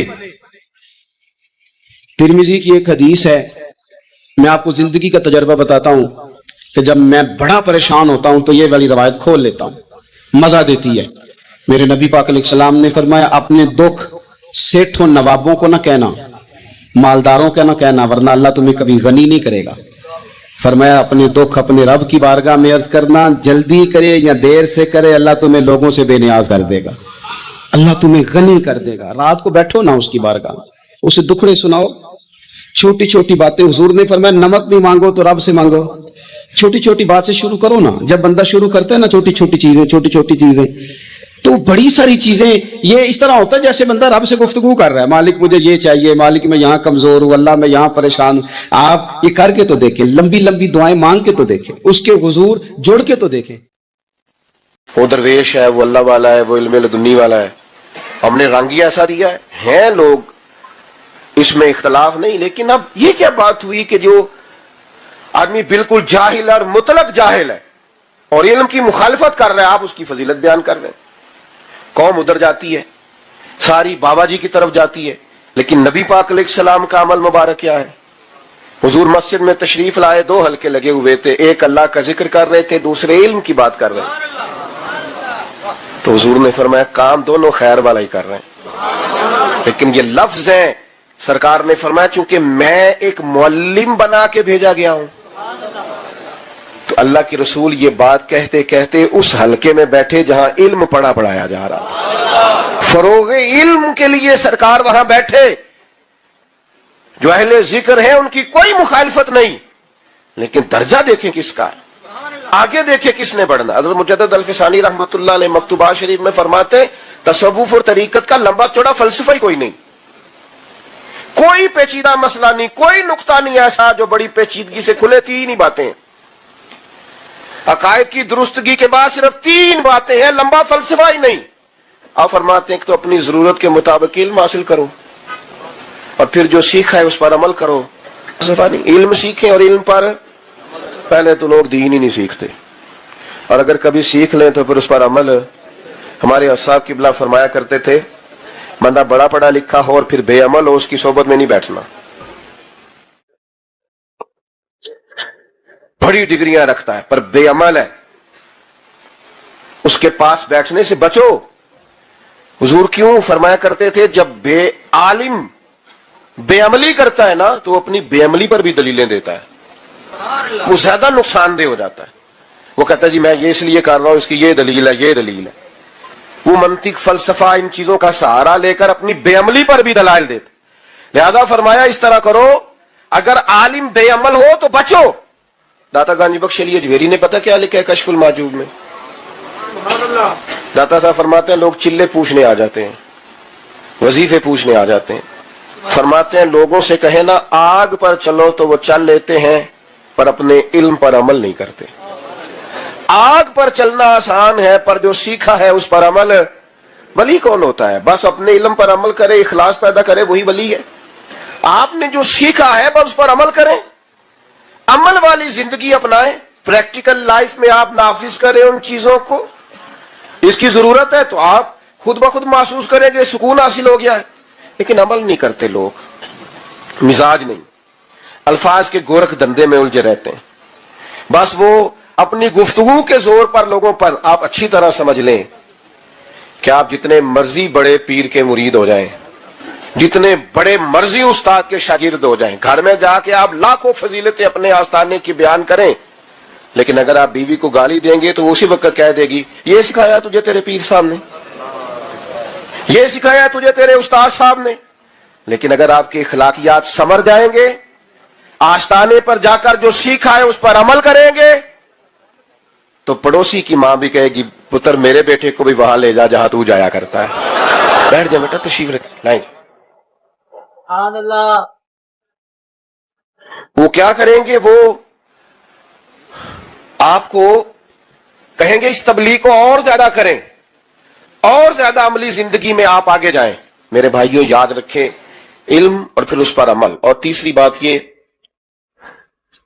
اخلاص بڑی نعمت ہے، مخلص ہو جائیں۔ یہ جو ریاکاری ہوتی ہے نا، یہ بنیادی طور پر اداکاری ہوتی ہے۔ اداکاری بندہ لمبی کر سکتا، وہ تھک جاتا ہے۔ آپ کبھی بھی زندگی کے اندر محسوس کریں کہ اگر آپ کا ذہن بن جائے نا کہ یہ چیز کوئی دیکھ لے، آپ تکلیف میں آ جائیں گے۔ بس میرا مضمون مکمل ہو گیا، بات سمیٹنے لگا ہوں، توجہ کرنا۔ جب آپ کا یہ ذہن بن جائے نا کہ میں نے اخلاص پیدا کرنا ہے، تو زندگی سکون میں آ جاتی ہے، اطمینان نصیب ہونے لگتا ہے۔ لیکن اگر آپ مخلص نہیں ہیں تو آپ دو کشتیوں کے مسافر ہیں۔ آپ زندگی میں ڈبل مزاج کے ساتھ گزارا کر رہے ہیں، آپ ہیں کچھ اور بن کچھ اور رہے ہیں۔ وہ ایک درویش تھے فقیہ اعظم رحمت اللہ علیہ، تو نے اپنے بیٹے سے کہا پتر تو مولوی صاحب ہے، تو دین پڑھتا ہے، کوئی بندہ مولوی کہے نا مولوی صاحب بات سننا، تو اس کا غصہ نہیں کرنا، اس کا مزہ لینا ہے۔ الحمدللہ مولوی ہوں، اس میں کیا ہے، یہ کتانے والی بات ہے۔ ہم کیا کرتے ہیں؟ ہم دو کشتیوں میں بیٹھ جاتے ہیں۔ بھائیو اخلاص بڑی نعمت ہے۔ نبی کریم علیہ الصلوۃ والسلام نے فرمایا جو عمل تم مخلص ہو کے کرو گے وہ تھوڑا بھی ہوگا تو تمہیں کفایت کرے گا، تمہارے لیے کافی ہو جائے گا۔ اخلاص کے ساتھ اپنی زندگی گزاریں، کبھی بھی تصنع کا مظاہرہ نہ کریں۔ یہ جن کو دکھاوے کا، وہ میرے طرح کے لوگوں کو شوق لگ جاتا ہے نا اسٹیج پہ بیٹھنے کا، بیچاروں کو کبھی پیچھے بیٹھنا پڑ جائے نا تو بڑی مصیبت میں جان آ جاتی ہے۔ وہ پھر اسٹیج سیکٹری کو گردن اونچی کر کر کے دکھاتے ہیں کہ میں آ گیا ہوں، میرا کبھی اعلان کر دینا تو۔ اور اتنی بڑی مصیبت ہے آج کل، تو میں اللہ کے گھر میں بیٹھا ہوں، جو نام ہمارے ہیں وہ بہت کافی ہیں، اس کے اوپر القابات کا بوجھ ڈال کے اپنے آپ کو دبانے کی کیا ضرورت؟ اصل انسان کا پتہ تو تب چلے گا جب صبح قیامت اس کا نامہ اعمال کھلے۔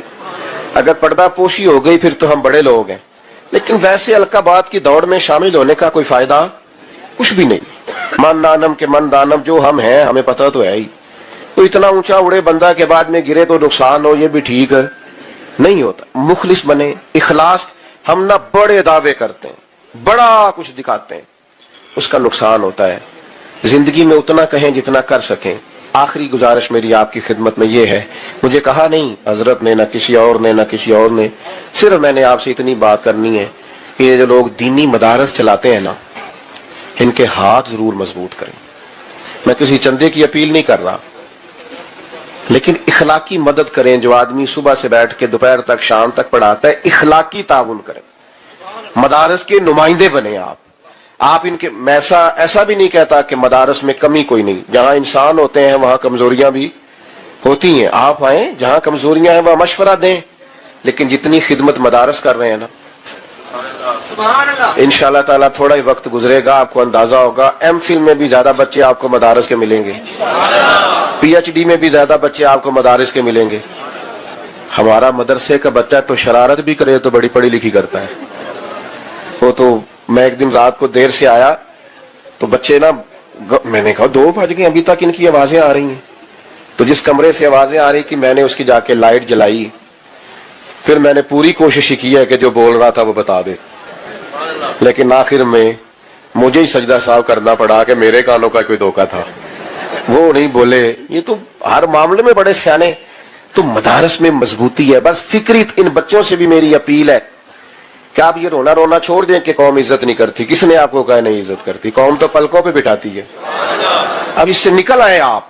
और अगर कोई बिलफर्ज दुनियादार लिबरल इज्जत ना भी करे तो जरूरत क्या है, जब हुजूर ने फरमाया फरिश्ते तुम्हारे पैरों नीचे पर बिछा रहे हैं।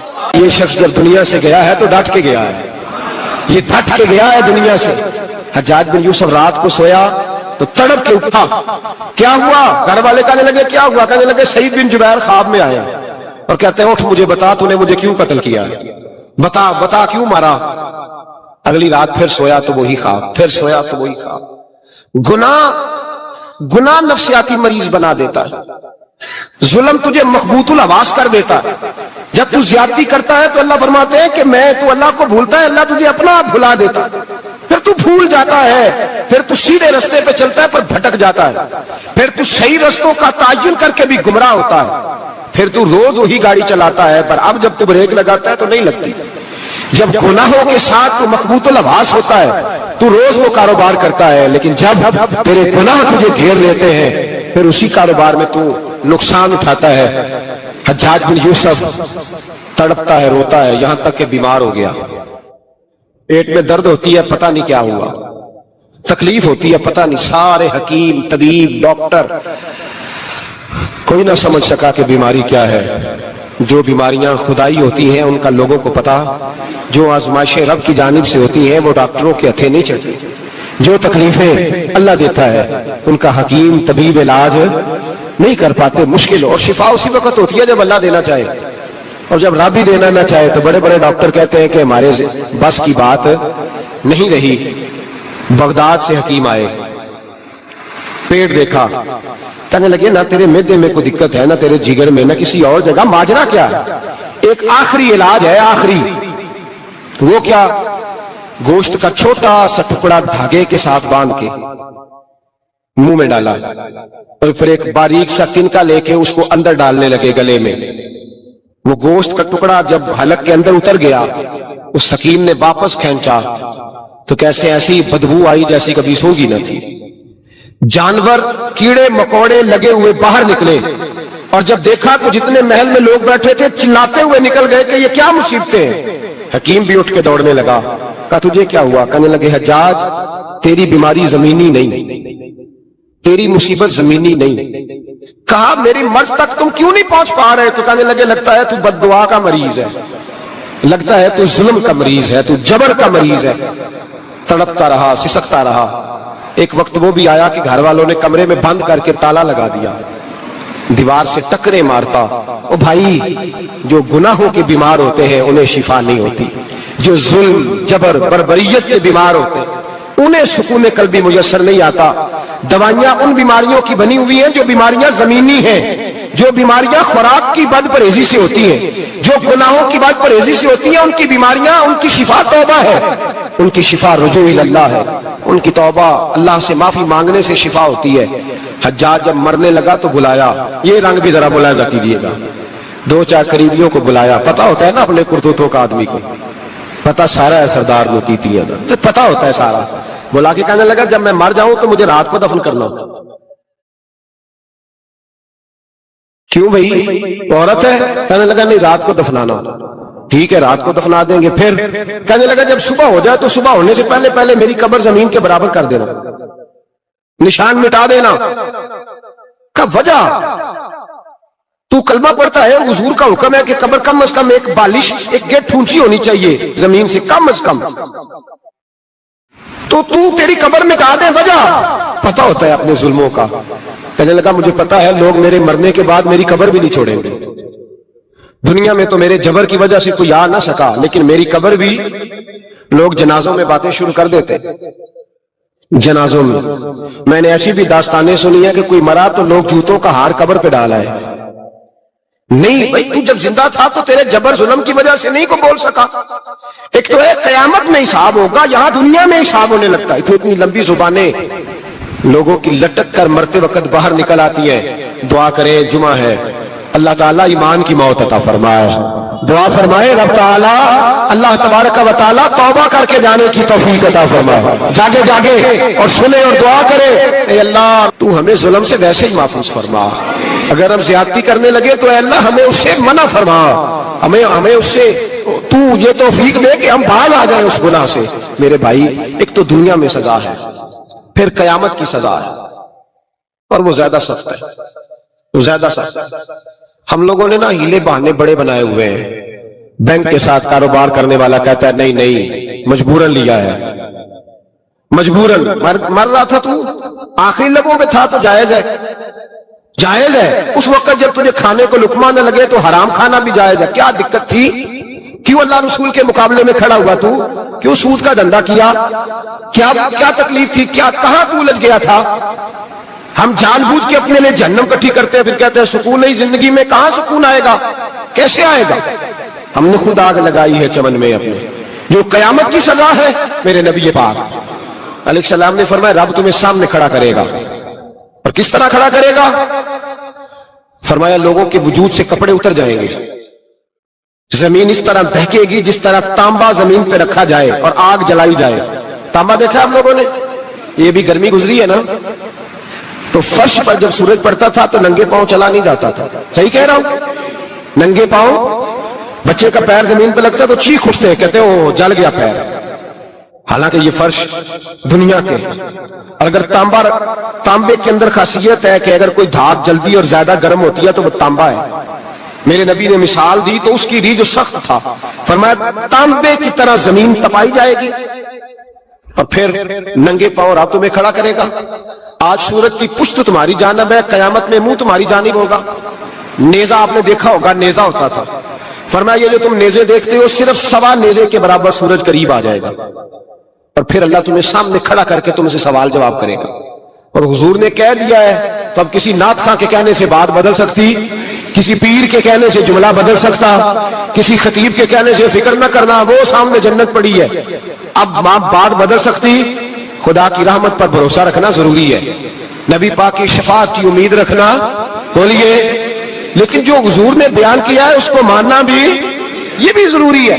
मेरे नबी पाक ने फरमाया अल्लाह तुमसे हिसाब लेगा और अल्लाह पूछेगा, तुमने जवाब देना है। हुजूर किस किस शय का? फरमाया जो पहनते हो उसका जवाब नहीं देना, जो खाते हो उसका जवाब नहीं देना, जो अल्लाह के रास्ते में देते हो उसका जवाब, बाकी हर शय का जवाब देना है। ओ उधर जो प्लाट है उसका भी जवाब देना है, और जो बच्चों को पैसे बताए उनका भी जवाब देना है, जो छुपाए हैं उनका भी।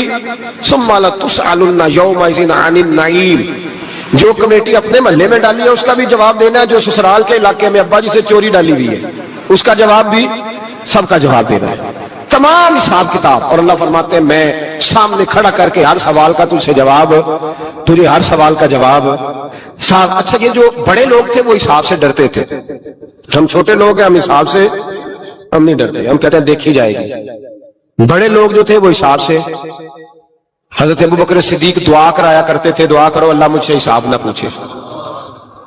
हजरत उमर फारूक रज़ी अल्लाह ताला अन्हु अपने बेटे से कहते थे बेटा अपने बाप के लिए रहमत की दुआ करना, मैं दरगुजर वाला हूं, मैं हिसाब वाला कोई नहीं। बड़े लोग डरते थे, बड़े लोग। हजरत उस्मान गनी कब्र पे खड़े होते थे तो दाढ़ी आंसुओं से भीग जाती। गुलाम कहते हैं हुजूर 3 दफा नबी पाक ने आपको जन्नत की बिशारत दी है, 3 दफा बिशारत दी है, तो आप क्यों इतना रोते हैं? उस्मान गनी फरमाते जिस रसूल ने मुझे जन्नती कहा है उसी महबूब ने मुझे फरमाया था उस्मान कब्र आखिरत की मंजिलों में से पहली मंजिल है। और आप फरमाते मेरे तो कमरे में दिया गुल हो जाए तो मुझे डर लगता है, इसमें तो मुकम्मल अंधेरा है।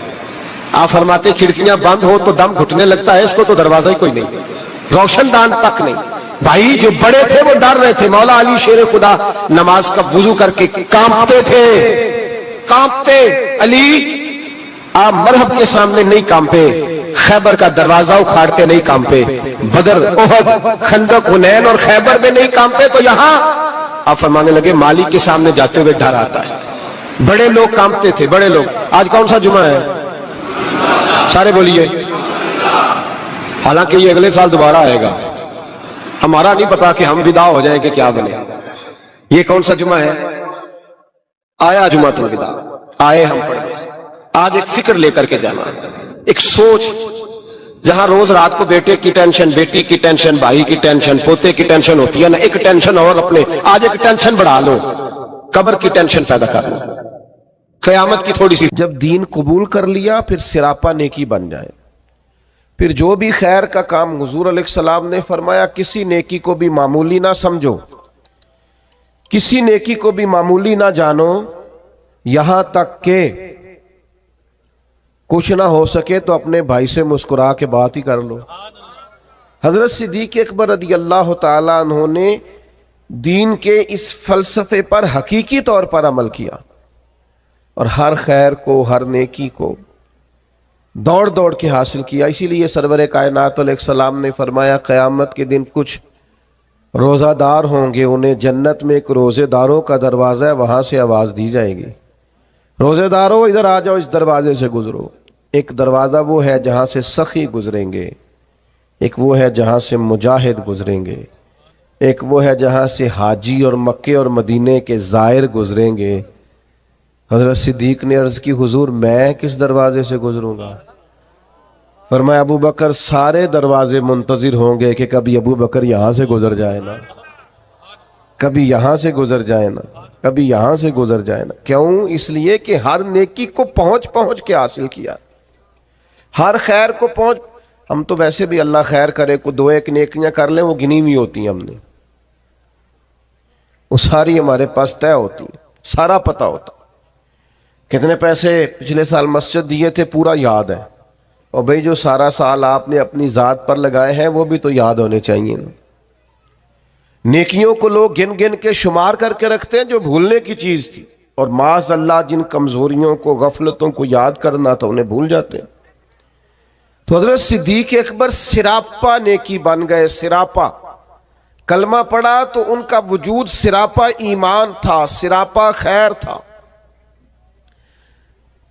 कोई भी ऐसा काम ना करें इससे महसूस हो कि हम वक्त ज़ाया करते हैं, हमें खैर से वाबस्तगी नहीं है।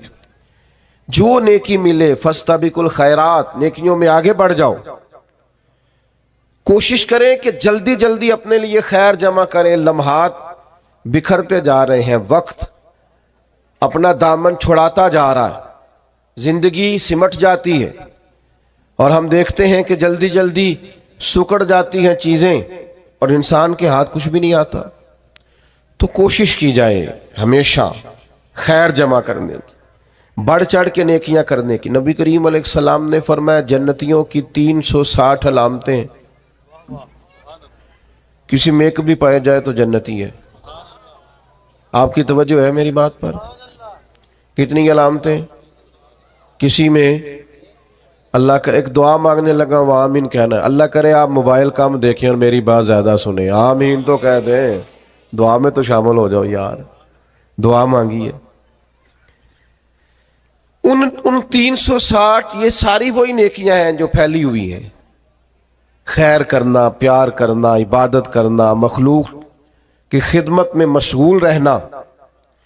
फरमाया जन्नतियों की 360 अलामात है, एक भी पाई जाए तो बंदा जन्नती है। हजरत सिद्दीक अकबर का लहजा हमेशा धीमा रहा है, बड़े वज़ादार थे। फौरन अर्ज की या रसूलल्लाह मेरे अंदर भी को पाई जाती है। वो जो 360 नौरानी अलामात हैं जन्नतियों की, तो करीम मेरे अंदर भी को पाई जाती। नबी करीम ने फरमाया आपके अंदर तो 360 सारी की सारी पाई जाती है, सारी। उन्होंने सिरापा खैर किया, सिरापा। हम भी बड़े मसरूफ लोग हैं। कोई पूछे जनाब की क्या पोजीशन है, कहते हैं बड़ा मसरूफ हूं। तो अगर पूछा जाए कितनी देर मसरूफ है, तो कहते हैं 6 घंटे तो मोबाइल पे मसरूफ होना। ये जो रातें हैं ना, लंबी रातें सर्दियों की, ये तहज्जुद पढ़ने के दिन थे। اور یہ چھوٹے دن تھے سردیوں کے، یہ روزے رکھنے کے دن تھے، لیکن اس کے لیے جو عشاء کے بعد سو جائے، یعنی اگر 7 بجے عشاء پڑی اور 6:15 فجر پڑی تو اتنی لمبی رات بنتی ہے 10-11 گھنٹے کی، اور ڈاکٹر کہتے ہیں بڑا بھی زیادہ سوئیں تو 8 گھنٹے کافی ہے، تو 3 گھنٹے تو رات پھر بچ جاتی۔ یہ وقت تھا سحری میں اٹھنے کا، لیکن اس کے لیے جو عشاء کے بعد موبائل کی جان چھوڑے تاکہ سحری میں اٹھ سکوں، جب سوئے گا نہیں تو اٹھے گا کیسے؟ ہم اگر مزاج رکھتے ہو نا خیر کا تو اللہ تعالیٰ وقت میں بھی برکت پیدا کر دیتا ہے۔ کہ جو ہمارے بزرگ اتنی اتنی بڑی ضخیم کتابیں لکھ گئے، کتنی کتنی جلدیں ہیں ان کے وقت میں برکت تھی، وقت کو مینج کرتے تھے۔ لیکن خوش گپیاں ہماری سیریں، ہمارا آنا جانا، ہمارا موبائل کو وقت دینا، اس نے ہمیں بڑا الجھا دیا ہے۔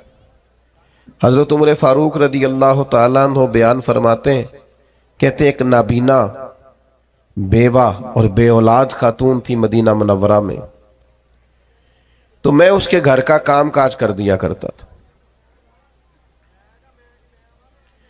وہ ایک دن میں گیا تو میرے سے پہلے ہی کوئی بوڑھی اماں کے گھر کا کام کر گیا۔ آپ غور کیجئے گا، یہ مختلف انداز میں روایت مختلف جگہوں پہ ہے، صاحب کنز المال نے اس طرح لکھی ہے جس طرح میں بیان کر رہا ہوں۔ کوئی مجھ سے پہلے سارے کام کر گیا، بھلا کام کیا تھے؟ گھر میں جھاڑو دینا تھا، برتن مانجنے تھے، پانی بھر کے لانا تھا، کوئی مجھ سے پہلے کر گیا۔ اگلے دن گیا تو پھر کوئی مجھ سے پہلے کر گیا تھا، تیسرے دن گیا تو پھر، اب میں نے کہا ڈھونڈوں تو صحیح بندہ کون ہے؟ فرماتے کہ میں چھپ کے بیٹھ گیا کہ میں دیکھوں تو صحیح کون ہے جو مجھ سے پہلے آتا ہے۔ تو کہتے ہیں سحری کا وقت تھا، امیر المومنین، خلیفۃ المسلمین، جانشین مصطفیٰ کریم صلی اللہ تعالی علیہ وسلم حضرت صدیق اکبر کا دروازہ کھلا۔ بیاں ہو کس زبان سے مرتبہ صدیق اکبر کا، کہ محبوب خدا محبوب ہے صدیق اکبر کا۔ حضرت ابو بکر صدیق رضی اللہ تعالیٰ عنہ کا دروازہ کھلا، امیر المومنین ہے، عالمی سطح کے کام کرتے ہیں، ایک بہت بڑی اسٹیٹ کے سربراہ ہیں، ایک اتنی بڑی اسلامی سلطنت کو لیڈ کرتے ہیں، لیکن اتنے بڑے ہونے کے باوجود یہ ذوق بھی برقرار ہے کہ کسی کے گھر میں جھاڑو دے سکتے ہیں تو دے دیا جائے، کسی شخص کے گھر میں اگر برتن کسی بوڑھی کے مانجنے پڑے تو کر دیا جائے۔ فرماتے وہ میں نے دیکھا تو حضرت صدیق اکبر تھے، سراپا خیر تھا ان کا وجود، سراپا خدمت تھا۔ ساری زندگی گزر گئی مذہب پہ بحث کرتے لوگوں کی، اس پر بھی بحث کر لو، اس پر بھی بحث کر لو، اس موضوع پر عمل کب کرنا ہے؟ ساری زندگی اب بحث ہوتی رہیں گی، ساری زندگی صرف یہی مزاج ہوگا کہ دین کا کوئی موضوع ملے چلے علماء کریں گے حقاق حق کے لیے کبھی بات کرنی ہوئی، لیکن عوام کے اندر جو اتنی بحث ہوتی، عمل کب کرنا ہے؟ ساری زندگی صرف ابحاث ہوں گی۔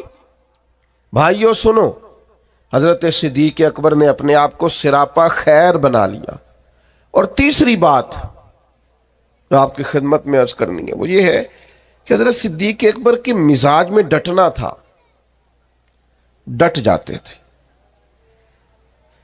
اس دور کا سب سے بڑا المیہ یہ ہے کہ ہمارے ہاں استقامت نہیں ہے، کچھ دیر کے لیے لوگ کوئی کام کرتے ہیں پھر چھوڑ دیتے ہیں۔ ایک نوجوان مجھ سے کہنے لگا میں بڑے ہی کام کیے ہیں، کسی کام میں بھی کامیاب نہیں ہوا۔ میں نے کہا بس اسی لیے نہیں ہوئے، بڑے نہ کریں آپ کوئی ایک کریں، اس کو صحیح کر کے کریں، استقامت کے ساتھ کریں، روز کریں، پابندی سے کریں، اس پر محنت کریں، جد و جہد کریں۔ پتھر پہ پانی پڑے متصل تو بے شبہ کھس جائے پتھر کی سیل۔ ایک قطرہ قطرہ پانی مستقل پتھر پر گرے تو اس میں بھی سوراخ بن جاتا۔ تو آپ محنت کریں گے تو اللہ تبارک و تعالی اپنے فضل سے نتائج عطا فرمائے گا، لیکن اگر محنت ہی نہیں کر رہے۔ حضرت صدیق اکبر کی طبیعت میں ڈٹنا تھا، انہوں نے کلمہ پڑھا، پھر بڑی آندیاں چلیں، بڑے طوفان آئے، بڑا ٹکراؤ پیدا ہوا، بڑے حالات خراب ہوئے، لیکن حضرت صدیق اکبر ڈٹے رہے۔ حضرت صدیق اکبر نے نبی پاک کا ادب کیا صلی اللہ تعالی علیہ وسلم، تو جناب صدیق نے ڈٹ کے کیا۔ دنیا میں ایک فلسفہ بیان کیا جاتا ہے کہ جو زیادہ قریب رہتا ہے وہ ادب چھوڑ جاتا ہے، اور یہ بات غلط نہیں ہے، ایسا ہوتا ہے۔ جن لوگوں جو زیادہ قریب رہتے ہیں، جو زیادہ جن کو قربت ملتی ہے، کوئی چیز جن کو آسانی سے میسر آ جاتی ہے، وہ اس کی قدر نہیں کرتے۔ ہوتا ہے کہ زیادہ قریب میں رہنے والے لوگ اکثر قدر کر چھوڑ دیتے ہیں، لیکن حضرت صدیق اکبر کا کمال ہے، انہوں نے دنیا کا یہ فلسفہ ہی غلط کر دیا ہے۔ انہوں نے کہا قریب بھی سب سے زیادہ میں رہا ہوں، اور احترام بھی سب سے زیادہ میں نے کر کے دکھایا ہے، قرب بھی سب سے زیادہ، ادب بھی۔ سب کوئی باہر سے آتا تھا تو حضرت صدیق اکبر اسے کونے میں لے جاتے تھے، پہلے نبی پاک کا ادب سکھاتے، کہتے یہ بڑی نازک بارگاہ، ادب گاہ ہیست زیر آسماں، از عرش نازک تر، نفس گم کردمی آیت جنید و با یزیدی جا۔ کونے میں لے جاتے اور حضور کا ادب سکھاتے، استقامت کے ساتھ خدمت کی، استقامت کے ساتھ دین پر ڈٹے رہے۔ اور جب نبی پاک صلی اللہ تعالی علیہ وسلم کا وصال ظاہری ہوا تو امت پر بڑا کٹھن وقت تھا۔ کچھ قبائل نے انکار کر دیا معاذ اللہ زکوٰۃ دینے سے، ارتداد کی طرف بڑھنے لگے۔ ایک لشکر سرکار نے روانہ کیا تھا، بعض لوگوں کی رائے ہوئی کہ اس لشکر کو ابھی نہ بھیجا جائے۔ اس وقت جو ڈٹ کر میدان میں کردار ادا کیا ہے وہ سیدنا صدیق اکبر نے کیا۔ میری ایک رائے ہے، میں اکثر کہتا ہوں دوستوں سے کہ یہ جو کامیاب ترین حکومت کی ہے نا حضرت عمر نے، مضبوط ترین خلافت کی ہے، اور بڑا ڈٹ کے انہوں نے کارہائے نمایاں سر انجام دیے، تو اس کے پیچھے بھی کردار سیدنا صدیق اکبر کا ہے۔ انہوں نے فتنوں کا سر کچل کے، اٹھنے والے ہر فتنے کا سر کچل کے ایک مضبوط بنیاد بنا کے سیدنا عمر کو دی تھی۔ اس کا نتیجہ یہ نکلا کہ حضرت عمر کے لیے کام کرنا آسان ہو گیا، مشکلات ان کے لیے نہیں رہیں۔ اور بھائی جان آپ کو اللہ لمبی زندگی، برکت، عزت، صحت والی دے، بیٹھ جائیں آپ، کتنے آپ پیارے لوگ ہیں۔ اب تو تقریر ختم ہونے لگی، بس میں اللہ تعالیٰ آپ کو سلامت رکھے، میری کچھ طبیعت بھی ٹھیک نہیں ہے اور سفر بھی لمبا کیا ہے، بات بھی میری مکمل ہو گئی اب ماشاءاللہ، لیکن ہمارے بھائی نے بھی بڑا زور لگایا، تو باقی ہمارے جو نعت شریف پڑھنے والے انہوں نے بھی آپ سے عرض کی کہ آپ بیٹھ جائیں، لیکن میں محسوس کرتا ہوں آپ میں کافی استقامت ہے، آپ نے بھی جو کہہ لیا ڈٹ گئے۔ اللہ تعالیٰ سب کو جزائے خیر دے، ہم سب کے حال پہ رحم فرمائے۔ اب 2-4 منٹ دے تاکہ بات مکمل ہو سکے۔ حضرت سیدنا صدیق اکبر رضی اللہ تعالی عنہ نے جو استقامت دکھائی، استقامت، فوراً لوگ ہتھیار ڈال دیتے ہیں۔ دین کے معاملے میں ڈٹنا سیکھیں، سارے بچے مخالف ہو بھی گئے ہیں تو کوئی حرج نہیں، آپ کھڑے تو ہوں، برادری ساری اگر مخالف ہو بھی گئی ہے تو کوئی مسئلہ نہیں، دین کے لیے ڈٹے تو صحیح، آپ سٹینڈ تو لیں۔ اگر آپ ڈٹیں گے تو اللہ مدد کرے گا۔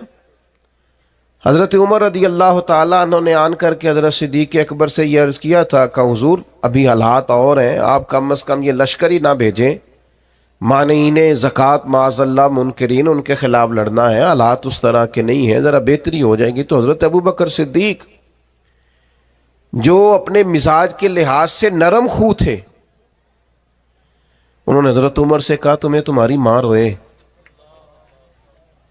تم مجھے یہ مشورہ دے رہے ہو کہ وہ لشکر روک دوں جسے سرکار نے روانہ کیا ہے؟ فرمانے لگے میں مدینہ منورہ میں اکیلا بھی رہ گیا اور جنگل کے درندے آ کے مجھے نوچنے بھی لگے تو میں تنہا مقابلہ کروں گا، لیکن وہ لشکر ضرور جائے گا جسے مدینے والے محبوب نے روانہ کیا۔ یہ استقامت، یہ ٹھہرنا، ذرا کھڑے ہونا۔ اچھا کئی دفعہ ایسا ہوتا ہے وقتی طور پر حالات موافق نہیں ہوتے، حالات کی نبض دیکھ کر نہیں چلنا چاہیے، کتاب و سنت کا हुक्म देख कर चलना चाहिए। हालात मुवाफक नहीं है तो क्या हुआ, हम हक छोड़ जाएंगे। इस्तकामत एक नेमत है। सैयदा आयशा सिद्दीका रदी अल्लाह ताला अन्हा बयान फरमाती हैं कि नबी पाक अलैहिस्सलाम ने फरमाया, अल्लाह को वो अमल ज्यादा पसंद है अगरचे थोड़ा हो पर रोज हो, इस्तकामत के साथ, उसके अंदर किसी किस्म की कमी ना की जाए।